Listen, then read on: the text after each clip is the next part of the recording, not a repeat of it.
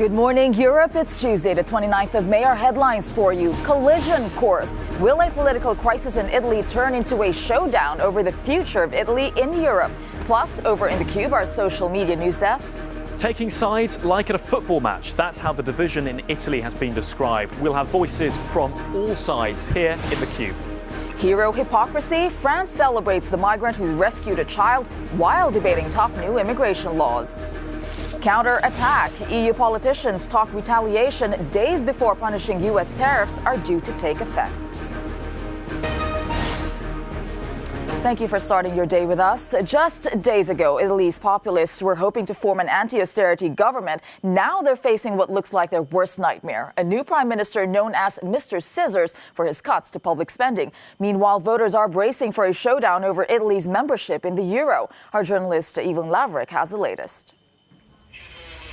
Italy's political turmoil takes another twist today as former IMF economist Carlo Cottarelli becomes the latest to attempt to form a government.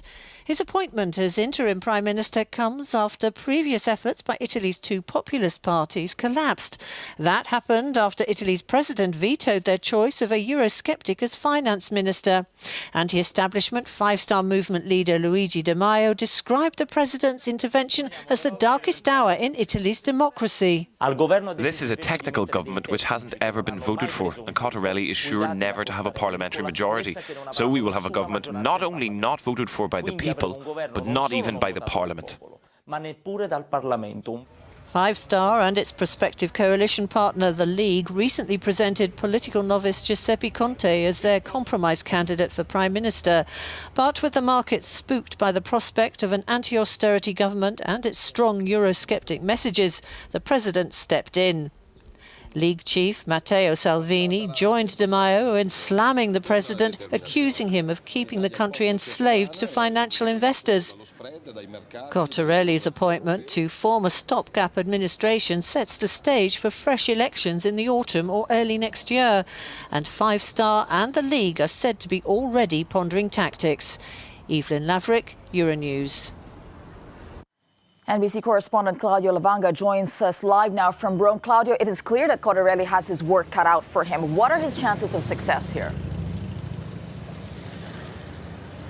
Well, not many, Tessa. Good morning to you. Well, essentially yesterday when, right after he was appointed at the presidential palace behind me, Cottarelli said he wanted to do one thing with his caretaker government, which was to draft and approve the state budget for 2019 and then call for elections as early as next spring. But for that to happen, he needs to win a vote of confidence in both the lower house of parliament and the Senate. And to do that, he needs the support of Luigi Di Maio and Matteo Salvini, who, of course, said that they're not going to do. So what's probably going to happen is that Cottarelli and his caretaker government will just take care of the day-to-day ordinary administration until new elections are called, possibly as early as September, Tessa. Yeah, and there are fears that the election will turn into a referendum on the euro, in fact. So what are Italians actually voting on? Well, it's unlikely that they're going to pretend that this election is going to be a referendum on the euro, because now both Luigi Di Maio and Matteo Salvini are saying that they never said they wanted to get out of the euro, despite plenty of evidence that in the past they did call for Italy to get out of the euro, or at least they called for a referendum to let Italians decide whether Italy should get out of the euro. What's most likely to happen is that it is going to be a referendum between those who agree with Di Maio and Salvini when they say that the president, with his decision, was attacking democracy, that he was bowing to pressure from the European Union and the markets, and those who defend the president, saying that he was right in not vetoing an economy minister who was a clear skeptic against the euro, on the euro or the European Union. And that referendum, in a way, started already online yesterday, with two hashtags being the most popular. One was hashtag Io sto con il Presidente, I support the president, and the other one was Mattarella dimettiti, Mattarella resign. There was even an online petition in support of the president that attracted as many as 200,000 signatures in less than 24 hours, Tessa. All right, thank you for that, Claudio Lavanga, live in Rome. Now, this issue really has bitterly divided Italians on social media, and Alex has been tracking all voices on this story. Alex. Absolutely, Tessa. Here at Euronews, we have an Italian team, and they summed it up for us by saying It's like a football match. Italy's divided, Italians are divided, and people are picking sides. We heard there from Claudio about the deep divisions. And here in the Cube, what we do is we keep across all forms of social media, the team listening for all those voices. And there are a number of hashtags, both pro and anti-Mattarella. I want to just bring up this image here, if we can push in on this. This is Mattarella depicted as Superman. Here there is the hashtag Save Italy, and also here, I stand with Mattarella. For some people, the president has stepped in and saved Italy from a potential crisis. On the other hand, 5-star and their supporters are sharing another hashtag, which is My Vote Counts. This here from Giorgio, who is a spokesman for 5-star, shows him holding the Italian flag aloft. And in this tweet, he says, now more than ever, Italians need to make their voices heard. So there's a sense the president, for some, is a hero. For others, he is ignoring the will of the Italian people. Beyond Italy, we're seeing the president depicted here in the New York Times, described here in the New York Times, as having once been seen as grey and invisible, but now they describe him as the most contentious figure in European politics. And Germany's DW described the constitutional crisis, this clash between factions, as the worst Italy has seen since the formation of the Republic in 1946. Hugely contentious, divided, we're hearing like a football match. What are your views? Let us know. We want to hear all voices in the Cube using hashtag #TheCube. All right, thanks for keeping an eye on that, Alex. Now, the Spanish Prime Minister faces a vote of no confidence on Thursday following a corruption ruling against members of his party. The Socialist Party are hoping to replace him with their secretary, Pedro Sanchez, who has pledged fresh elections. But even with the support of the leftist bloc in Congress, it is unclear if the 176 votes required to unseat Rajoy will be reached. Now, what started as an extraordinary act of bravery is sparking a fresh row about immigration in France. This video of Mamadou Gassama scaling a Paris building to rescue a child has gone viral. The undocumented Malian immigrant has been celebrated on social media, and today he will be rewarded with a French residence permit. But all the attention comes as French politicians debate a contentious immigration bill. And for more on this, I'm joined by our correspondent, Annelise Borges, who was at the scene of the rescue in Paris. Annelise, he's still the talk of the town today. What has been the reaction so far? Absolutely. This extraordinary act has added to a profound debate happening here in this country over immigration and asylum. Only last month, a new bill has been approved in the lower house of Congress, a new bill surrounding asylum rules, actually tightening asylum rules. It actually shortens the asylum process period, but it doubles the time migrants can be detained for. And it adds a 1-year prison sentence for those caught entering France illegally. And human rights organizations have been criticizing the government, saying that these new laws have gone and are going to go too far, and actually pointing out to the fact that if Mamadou Gassama, if those laws were already in place, Mamadou Gassama would have probably spent his Saturday night in jail, as opposed to scaling the building you see behind me to rescue that child who was hanging from the 4th floor. An extraordinary act of bravery that has actually transformed the young Malian migrant into France's new hero. I just didn't have time to think. I ran across the road to go and save him, and then I saved him. With simple words, a visibly nervous Mamadou Gassama described to the French president the heroic act that forever changed his life. Not even in his wildest dreams did the young Malian national who crossed Niger, Burkina Faso and Libya to reach Europe ever imagine he would be received at the French presidential palace. But it is France that wants to thank Gassama. The undocumented migrant will be given French papers and a job with the country's firefighter brigade. All that thanks to a remarkable feat.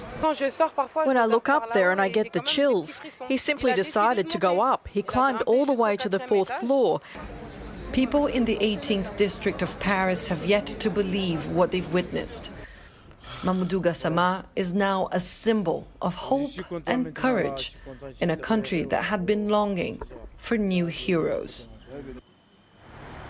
Now, the question, of course, is whether this story will help improve the perception of migrants and perhaps even help them make their dream of a life in France come true. A lot of people here in this country are determined, Tessa, not to let that happen. All right, thank you for that, Annelise Borges, live in Paris.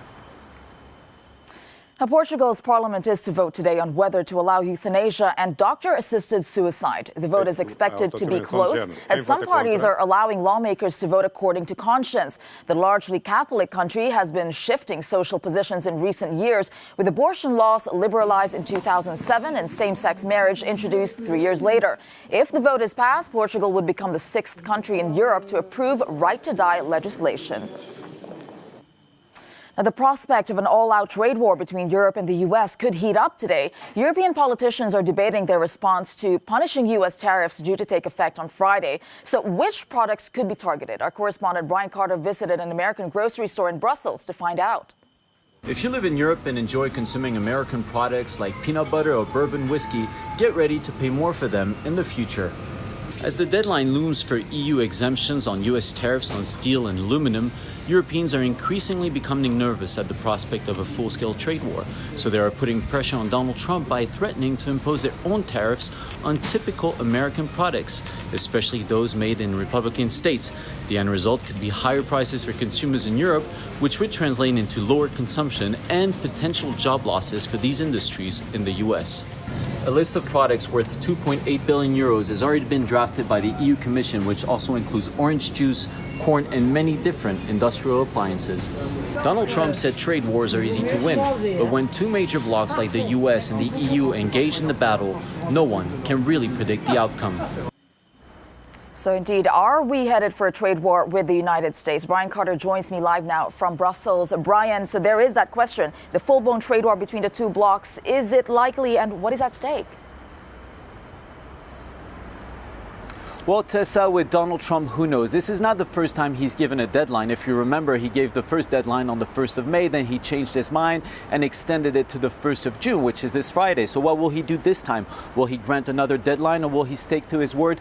Nobody really knows. What we do know is that there's been a lot of discussions going on between the U.S. government and the European Commission here behind me to try to avoid, as you said, this full-scale trade war.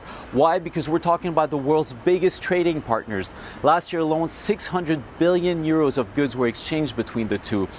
Now, steel and aluminum only account for a fraction of these exchanges, but they're highly symbolic. Donald Trump was elected on a promise to bring back these manufacturing jobs. The member states here in Europe have different things to lose here in this trade war. The worst is Germany, who could lose the most because of its massive car industry. And Berlin has been trying to find a middle ground, a soft approach with Washington, whereas other capitals have been ready to arm wrestle Donald Trump on this issue.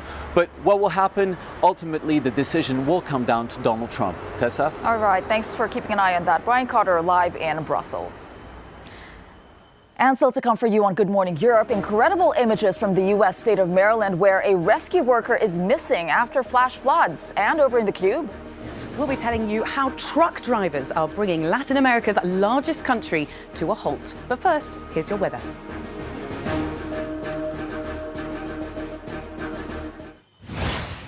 You're watching Good Morning Europe, a recap of our top story. After weeks of political limbo, Italy's president has appointed an interim prime minister, a move that could push the country closer to fresh elections. Now, Brazil has been plunged into chaos during 8 days of strike by truckers. Hospitals were lacking supplies, farm animals were dying from lack of feeds, and schools were closing. Belle has more on this story. I do indeed, Tessa. Here at theCUBE, we've been monitoring this story for the last 8 days with the help of our very own Portuguese-speaking Emmanuel, who's just over there. There she is. Now, these are some of the scenes that we've been seeing across Brazilian roads over the last week. Could be out of The Walking Dead, says this Twitter user. That's because Brazilian truck drivers have been blockading the motorways. That means supermarket shelves are empty. It means petrol pumps have enormous queues. And something that has been really making Brazilians angry, this. Rivers of milk being poured away because they can't get to the supermarket shelves in time before they sour. So why have the truck drivers hit the brakes? Well, it's all about rising fuel prices. Those fuel prices being driven up and up. And as this article explains, the reason they've brought the whole economy to a standstill is because over 60% of cargo in Brazil is transported by trucks. Now, that's also part of the reason why President Michel Temer on Sunday conceded to some of the truckers' demands. He said he's going to slash diesel by 13 billion reais. That's about 3 billion euros. But it was not enough. The message may have come through to truck drivers or to the truck drivers to try and take their foot off the brake, but at the moment they're not responding to that. They have yet to shift gear and get the Brazilian economy moving again, Tessa. All right, thanks for keeping an eye on that story, Belle and the Cube team. Now, a search is underway in Maryland, USA, after a 39-year-old National Guardsman went missing after flash floods hit Ellicott City. The former veteran was assisting rescue efforts after heavy downpours unleashed a torrent of water on the city. Nick Wells has this story. Residents in the U.S. state of Maryland are cleaning up after a violent storm brought flash flooding to the historic downtown of Ellicott City. A 39-year-old man is missing after he was swept away while trying to help rescue people from the floodwaters. The Main Street area remained blocked off as engineers surveyed the damage. The area had barely recovered from a devastating flood about 2 years ago that killed 2 people and damaged dozens of buildings. Maryland's governor declared a state of emergency, with flooding also causing widespread damage in Baltimore and the capital, Annapolis. Nick Wells reporting there. And still to come for you on Good Morning, Europe has cheese rolling past its sell-by date. The Cube takes a look at a bone-crunching English tradition. But first, a look at your weather.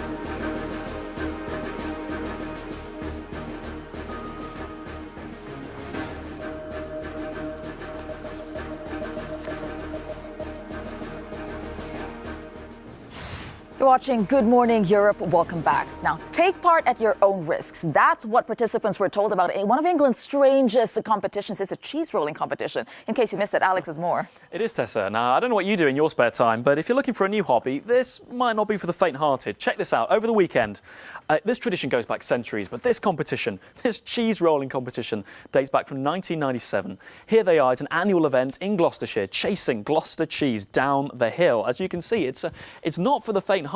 This event comes with a health warning from the local council saying cheese rolling is a dangerous activity. It doesn't stop people turning up year on year and taking part. And you know what, let's just end on that image of these guys here. This was the competition that's happened the last few days. People are absolutely loving this. Now, it is worth saying people have broken ankles and all sorts of bones doing this, but there is still a cult following in Gloucestershire. People come every year and they watch this take place. So whether it's the bizarrest tradition that comes with a health warning, whether it's a bit of good fun, or maybe, you know, health and safety's gone a bit far. There are also some other tweets. I quite enjoy the comment Jake put here. He's basically saying, what on earth's going on? He said, I decided to witness some culture today. This culture involved people of all ages and sexes chasing wheels of cheese down a hill. So seeing it as a bit of a strange thing to do. Other people showing the victorious contenders at the bottom holding up their wheels of cheese. Peculiar, dangerous, all sorts, but it's certainly a tradition in the UK. What are your thoughts? Let us know using #TheCube. Interesting tradition there. Thank you, Alex. Absolutely.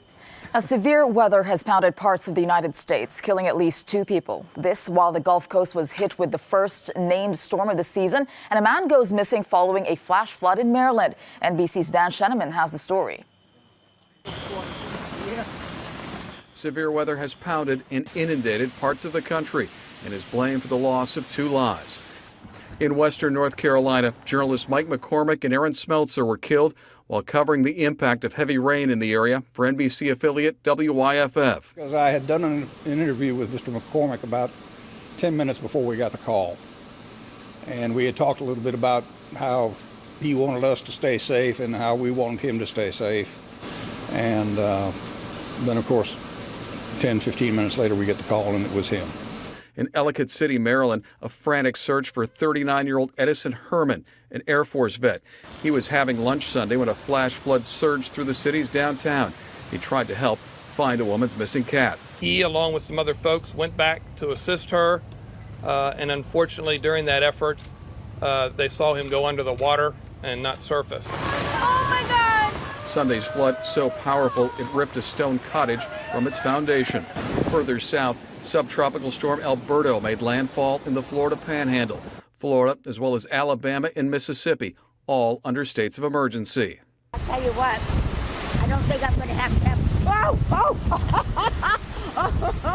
It's really gotten rough. The waves are just running over the streets. There are concerns the slow-moving storm could trigger inland flooding as it moves further north. Dan Sheneman, NBC News.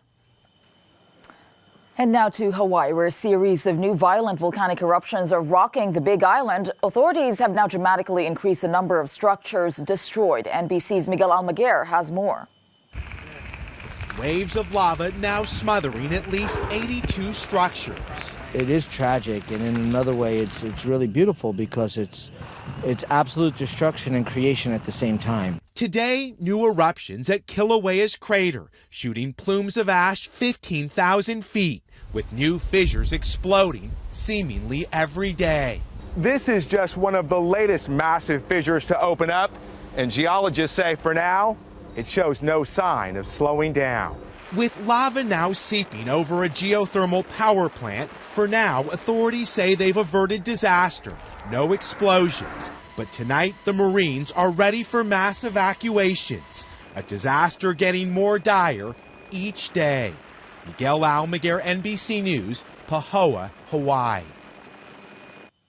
Thanks for joining us today. Do stay with Euronews. And in the meantime, we'll leave you with today's no comment from Sydney, where people woke up to a blanket of haze, the result of controlled burns nearby.